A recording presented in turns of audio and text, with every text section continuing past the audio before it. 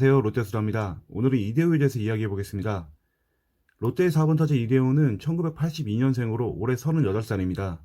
야구에서 흔히 이야기하는 에이징 커브가 와도 이상할 나이가 아닙니다. 에이징 커브란 간단히 말해서 선수들의 나이가 들어감에 따라서 기량이 떨어지는 곡선이라고 이해하면 될 것 같습니다.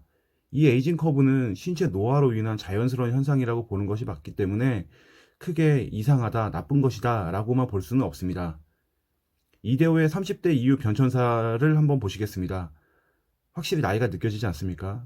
2010년 7관왕이 빛나던 팽팽한 이대호는 이제 없습니다. 외모만 변한 게 아닙니다. 2019년 시즌 이대호의 WRC 플러스는 120이 깨졌고 OPS도 8할이 깨졌습니다. 2019년 이대호의 OPS 7할 9푼은 2005년 이후 가장 안 좋은 기록입니다.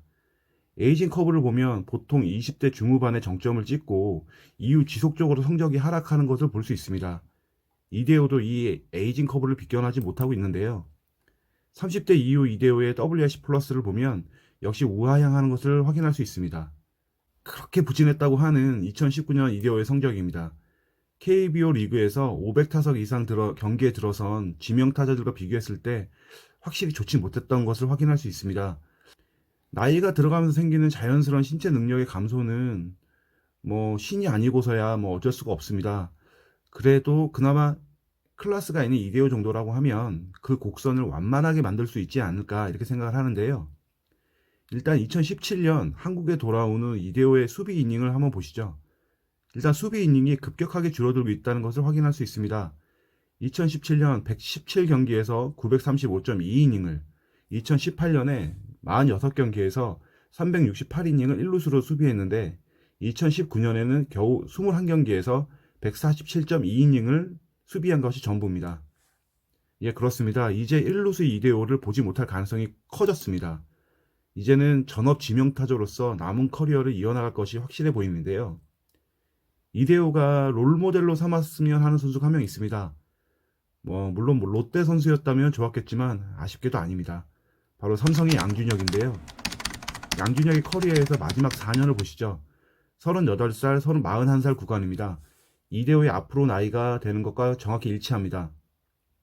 일단 양준혁의 마지막 4년을 보시게 되면 시간이 지나면서 출장 경기 수는 꾸준하게 줄어들었는데 41살 시즌이자 은퇴 시즌인 2010년을 제외하고는 WRC 플러스가 평균 140을 넘겼다는 것을 확인할 수 있습니다. 정말 꾸준하게 대단하게 커리어를 유지했다 이렇게 볼 수가 있는데요. 지명타자로서 타격에만 오로지 집중한 덕이라고 생각을 할 수 있습니다. 이대호의 앞으로의 시즌도 전업 지명타자로서의 활약이 기대가 되기 때문에 공격에만 집중하게 되는 이대호, 양준혁 못지않은 성적을 낼 수 있지 않을까 생각을 하고 있습니다. 이대호는 우리가 알고 있는 것보다 훨씬 더 대단한 선수입니다.